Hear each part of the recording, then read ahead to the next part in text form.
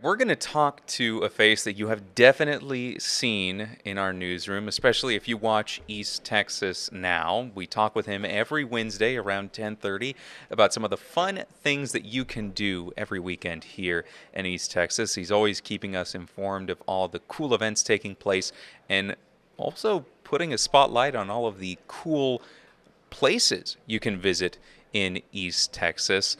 And we want to get to know him, outside of what he does here on our show. We want to get to know more about the Terpster. I'm talking with Andrew Terpening of the East Texas Weekend. It's always great to talk with you on East Texas Now for the East Likewise. Texas Weekend, but Yeah.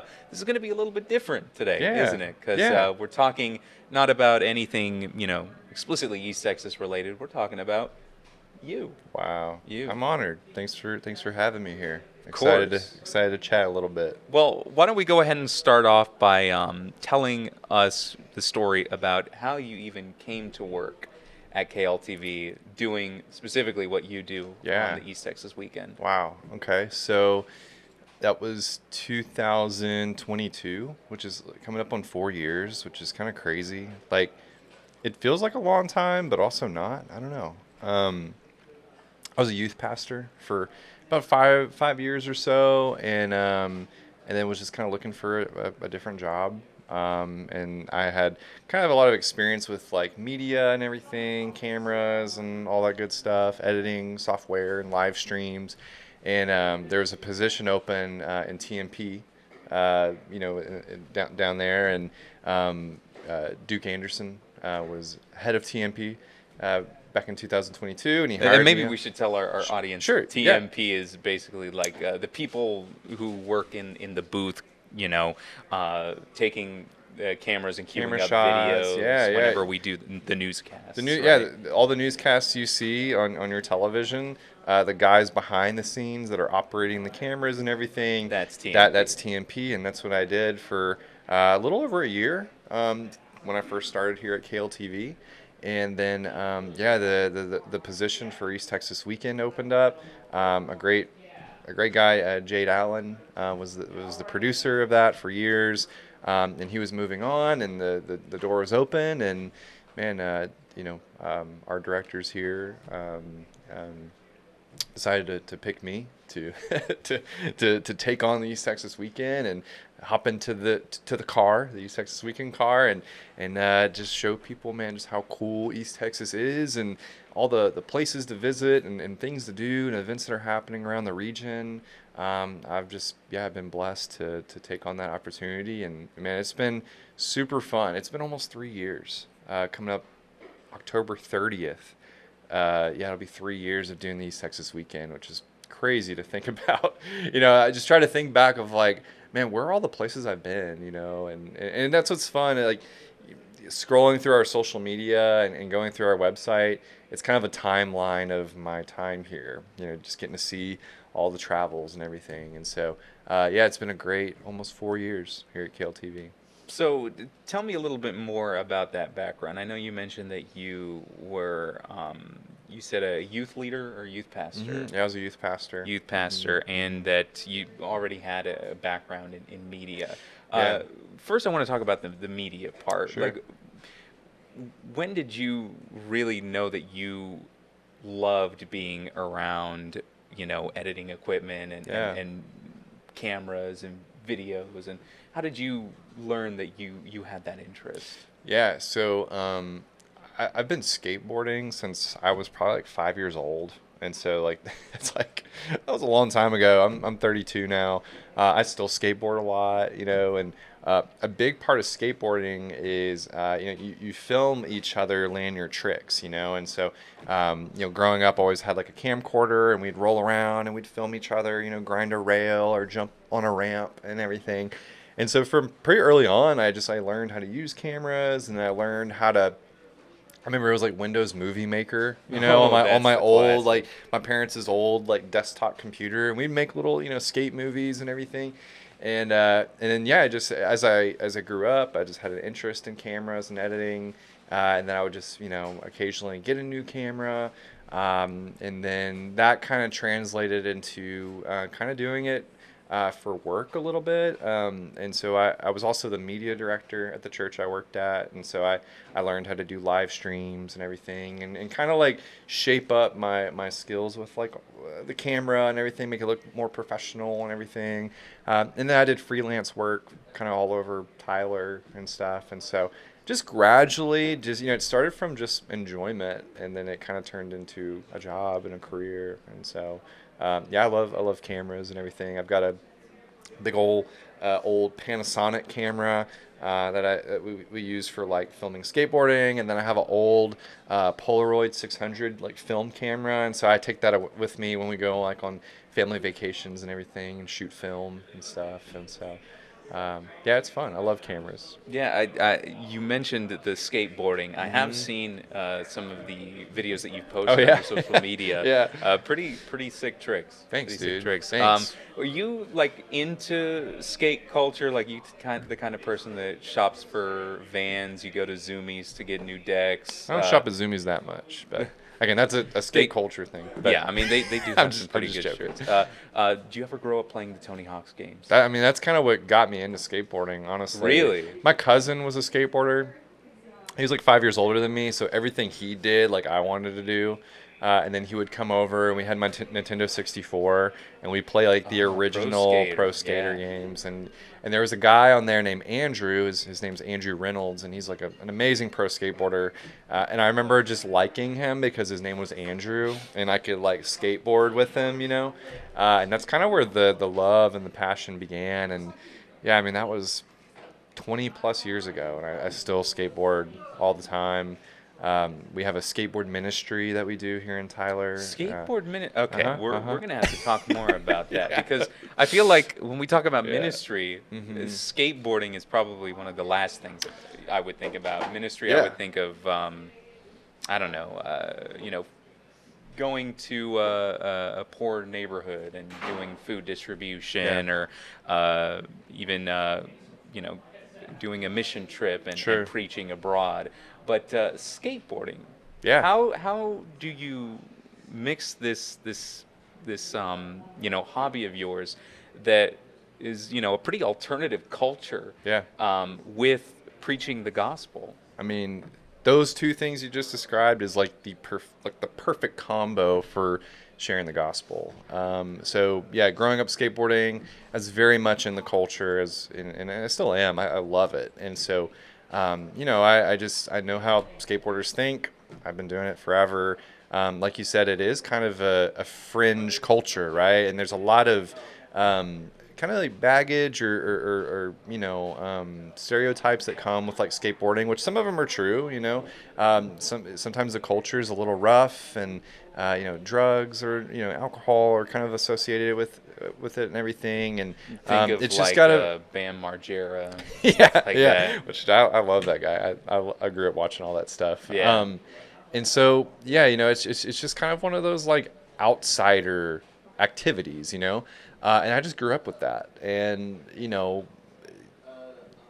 to not preach a whole lot, but like No, but like I mean, that's we invited yeah, you here. yeah, yeah. I mean, feel that's free. If that's that's part of your story, then yeah, preach. man. I mean, that's kind of the message of like the gospel is like Christ bringing good news to the outsiders, to the broken and the sinful, and so it just makes 100% like sense to bring the message of Christ like to skateboarders. And it's interesting, because skateboard culture is pretty like anti-Jesus.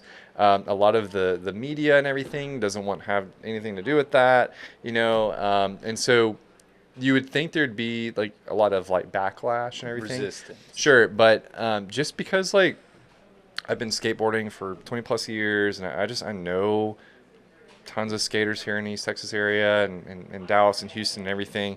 There's just been a lot of trust built over the decades. And so when we do our skate ministry, just kind of how it works, we meet at Faulkner Skate Park, which is South Tyler, kind of by the Cumberland shopping area Yeah, and everything. And so we meet over there every other week, every other Friday, and we just skate for a few hours. We cook a meal out there, or we'll have pizzas come in and everything. And then we just do a Bible study in the evenings. And so we've been doing that for about 3 years. It started at the church I worked at when I was a youth pastor and everything. And so it kind of birthed there at the church. Like we would do little skateboard hangouts and Bible studies there at the church. And then we kind of moved on to doing it at the skate park. And dude, I love it. It's so cool. I mean, just again, bringing the message to kind of a broken culture, like most cultures are. It's so rewarding and so cool just seeing lives transformed, and man, it's awesome. And tell me how successful you've seen that ministry be, or how would you define success? Yeah. I mean, I think when you're talking about like, Christianity and success, I think the one like important aspect of that is faith. So it's like if you're doing something faithfully, I think that's successful, and so and then maybe like beyond that, like outwardly, yeah, we've baptized people at Faulkner Park. Like, we had like one skater, for instance, like he professed his faith in Christ, and we went down to the lake, the pond that's at Faulkner Park, and we baptized him there, just Wow. in front of all the skaters, and people were fishing and stuff. Like, what the heck, And we just and just a side note, if you ever walk in that pond, it is disgusting. It is like so murky and gross, but we did it. It was like not cool. Like it was like kind of a hot pond. It was like Warm pond? Yeah, it was disgusting, but it was awesome. So yeah, man, we get all sorts of ages that come. Honestly, like we have a lot of people that don't skateboard that just kind of like have heard about it, and they'll come and sit and hang out with us and everything. And yeah, from little kids to older folks, just kind of open to everybody. We've been doing it for over 3 years out at the park, and yeah, it's still going strong. We occasionally do like little road trips, so we take kind of our core group of guys and we go. We traveled to Austin back in May, man, which the that's gotta be skateboarding cool. down there is insane. Like there's so Yeah, many skate parks. I feel and like when it comes to alternative culture, like Austin, it's pretty hard to beat in any big Texas. city, yeah, and the Austin skateboard scene is wild. Like it's so much fun. Which East Texas is great too, and I feel like throughout this, I'm going to kind of plug some stuff. I actually wrote an article back in June, because June 21st is National Go Skateboarding Day. And I have an article on the East Texas Weekend of every skate park in East Texas. And so if you're ever interested, like where can I skateboard in East Texas? We got a full list for you of every skate park. And I've skated almost every single one of them. There's only 2 skate parks in East Texas, and some people would debate on if it's East Texas or not. But I haven't skated Commerce. Commerce has a cool skate park I haven't been to.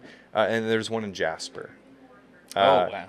But there's about both of those places are a little bit yeah, far yeah, off from Tyler. they're pretty Yeah. distant from Tyler. I would classify it East Texas though. Well, honestly, we're going to have to circle back on Sure. that debate, because I want to get your input on Okay. it as the person Yeah. who travels Yeah, across our region. man, we get those debates all the time. Like we'll post an article, and some people are like, "That's not East Texas," or like, "Yeah, it is," And so it's a healthy, fun debate. And we did an article at the beginning of this year, just asking that question, like, how do you define East Texas? Yeah, like, and I remember the animation. Yeah, of we the did car the little driving. we did the little East Texas weekend car driving around. So it's a fun one. But yeah, man, I love skateboarding. I love the Lord, and so those two things just kind of naturally meshed. And yeah, we do our skateboard ministry. It's called Surrender Skateboard Ministry. Our logo is a little white flag, and the whole message behind it is in the book of Luke, one of the Gospels. Jesus is telling his disciples and everybody, like, man, if you want to follow me, you got to give up everything, like, because I'm the most important thing. Like, I'm better than anything you've ever experienced, and I believe that's true. So. Yeah, well, I find that really fascinating. Yeah. The skateboard ministry. I always love hearing interesting ways in which people Yeah. are spreading the gospel. That's Yeah, just man. like a really cool thing to learn. It is really cool. Because I'm pretty sure there's so many other groups who spread the gospel in other, Oh unique, yeah, creative ways. And yeah. it's cool to know that we have one here in East Yeah, Texas. man. Every other Friday we'll be out there. This Friday, actually, I don't know when this airs, but but you can go to our Instagram. It's just Surrender Skate Ministry. We have our calendar, so you can always stay up to date on times and what Bible verses we're reading. And we always after each session, we always talking about editing. we film like kind of the whole thing, like the skating and the food and the Bible study, and we make it into a little montage. We post it every time. So it's just a Nice. fun thing that we do. Okay. So yeah, man, it's cool. All right. Well, let's talk more about your time at the East Texas weekend, because I feel like that position that you have, it's got to be so much fun because you get Yeah. to, for work, travel across our region Yeah. and see a bunch of cool places, eat Yeah. at a bunch of locales. What does a day in your job typically look like? Is it Yeah. more traveling, or are you more usually spending time behind a computer desk putting together stuff? Yeah, I would say at least one day out of the week I'm on the road. Um, and kind of how I do it is I research a city or like a region like around a city, and I try to kind of come up with my own little roadmap of like, okay, I'm gonna stop here, then there, then I'm gonna make sure I pop in there real quick and film a little bit, and so I kind of create my own little itinerary at least like once a week, Um, honestly, like I get on Google Maps a lot, and that's kind of how I find a lot of these like really interesting places. And then also just talking to people, because a lot of times like the really cool, like almost like secret places like aren't on the internet a whole lot. And so a lot of the cool places I've found, like there was not an article about it, and there was not, a whole lot of social media presence about it and everything. And um, so yeah, most of the time I'm kind of researching like where should I go and everything. But a lot of times I'm in the office, doing my writing, doing editing. It's I kind of wear a lot of hats. East Texas Weekend hat, which is really cool. We just made these. But yeah, I run our social media. I write the articles. I do kind of just everything with the East Texas Weekend. Just kind of a one man band. So I've had times where people, I'll show up to a place to like do a feature, and they're like, "Where's everybody else?" Or like, "Where's your camera guy?" I'm like, It's "It's just just you. me." Wow. They're Actually, like, you know what? I'm gonna be honest. That's my first time learning that you are a solo crew. "Really? Okay, Yes, yeah, I yeah." I would have figured that you had at least one other person working on that, I, but I will say I get a lot of good help. So, everybody here at KLTV is so supportive. A lot of we've kind of rebranded a lot over the past year, and that's been a lot of help with really good our rebrand. our One that promotions. won an Emmy. I In know, fact. Libby Net. She's the best. She helps kind of curate a lot of like the way things look, and a lot of our fun reels we've been doing for Weekend Wonders, our contest that's ending in a couple days, August 1st. Yeah, all that's her. All that's her. And so again, I get a lot of good support, a lot of good help. So I'm not on an island. I'm not by myself. However, when I show up to your business or whatever, it'll most likely just be me. Yeah. But yeah, man, it's been so much fun. I tell people all the time, like I basically just get to play explorer. Like I think about, you think about as a kid, like, going to far lands, and you got all the safari gear on, and you're going on an adventure. I literally get to do that every day, and it's pretty cool. It's like I said, I'm very, very blessed to just be here and do this job for almost 3 years, which is kind of nuts. And I'm always so surprised, man. Like every time I think like I've done it all. I've hit every place, every neat little hole in the wall. I'll just stumble upon more stuff. I'm like, wow, like this exists. Like this is here in East Texas. And so, then I plan a trip and then I go film it. So it's pretty cool. Yeah, no, it certainly sounds like a lot of fun Yeah. to do for work. Hmm. What's got to be your favorite place that you've visited so far? Which, Wow. I mean, obviously that's kind of a loaded question or a very difficult one to Yeah, answer. that But is so tough. There's been so many cool places, dude. Like I've been to, I've been to a castle. I've been to a bison farm or a bison ranch. I've been to literally the easternmost point of Texas. It was this little sandbar on the side of the Sabine River. Like I think I remember that one. there's just been so much like cool stuff over the years I've been to, but probably, I mean, the coolest place I've been to, and we highlighted it at the, it's funny. I eventually, I first found out about this place at the end of 2025, but then we really highlighted it just back in May. This is the Ladonia Fossil Park. It is a part of the Sulphur River. It's just right above Sulphur Springs. You're south of Paris, Texas.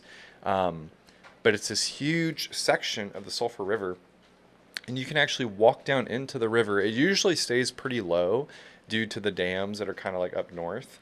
But you can actually wade in this river and you can find real fossils of all kinds of stuff, from ancient fish to mammoth teeth to arrowheads.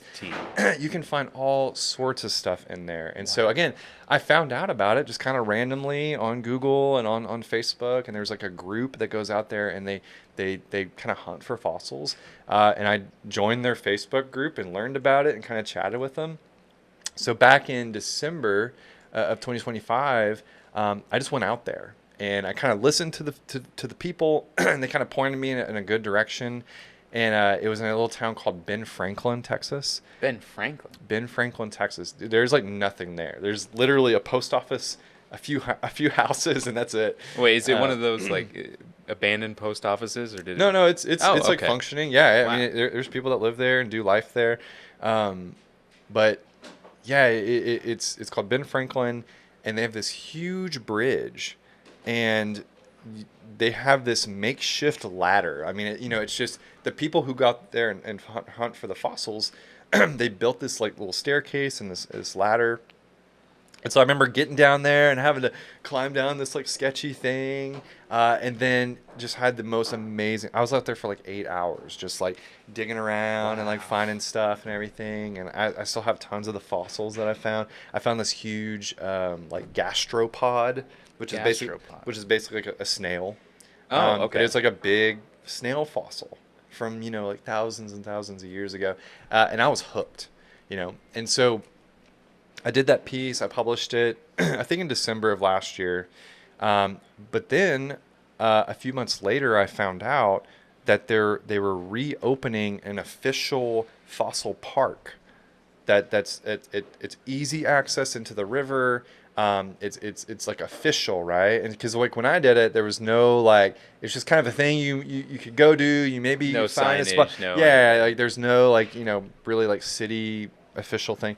But then, yeah, back in, I think it was April or March, they opened up the Ladonia Fossil Park, which is just an incredible place where, there's tons of parking. There's areas to have a picnic or whatever.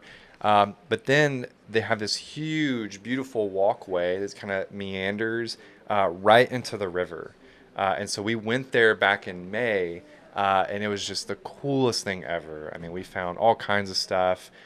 Libby Net actually came with me, and so we filmed a huge piece on it and published it back in May. I think it officially published in June, like June 1st.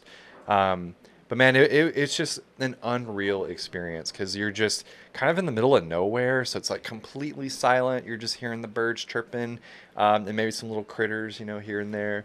And you can literally just walk this riverbed for miles. And there's some parts that are a little higher than others. I was probably a little over prepared. I wore like full on waders, but I felt really cool.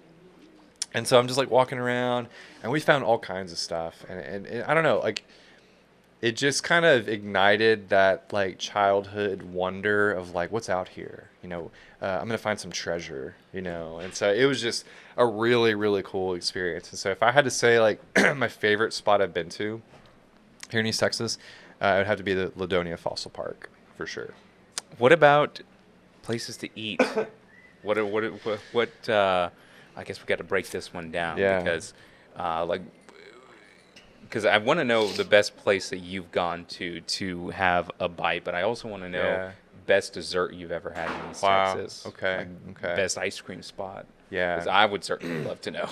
Yeah. Well, I have to say, I grew up. I grew up in like Southeast Texas. Like I was born in Nederland, Texas, which is right beside Port Arthur, Oh, which is by okay. Beaumont. So I was basically in Louisiana. My mom, like her whole side's like Cajun and everything. So I naturally just like love seafood, Okay. and a good spice to it. And so earlier this year, I did a piece on the Big Pines Lodge, which is a Cajun seafood restaurant, literally right on Caddo Lake, on the Big Cypress Bayou, like really like just right there. And I mean, it was so delicious. The fried catfish and the hush puppies, the burgers. I mean, what's funny for my visit there, I actually brought my parents, and so we actually I went. think I remember. I remember this video. Yeah, and so Yes. we just chowed down on some seafood and Cajun food, and the thing is too, like the reason why that's my favorite little food spot, or I guess big food spot, is just the scenery. Because I mean, you're literally just there on Caddo Lake, and what's cool is like people are literally pulling up on their kayaks and boats. And parking them and then coming up the stairs to come eat and everything. And there's not like a whole lot of places like that around here. And it kind of, again, it reminds me of like where I grew up, like Southeast Texas. Like there are tons of places like that where you could literally just pull up on your boats and go and eat and everything, and then get right back on your boat and hit the water. And so, I absolutely love the Big Pines Lodge. I know it's changed a lot over the years. Some people say it's a little bit different, but I think it's still magical and super super good. So, I'd say that's my favorite food spot. What about ice cream?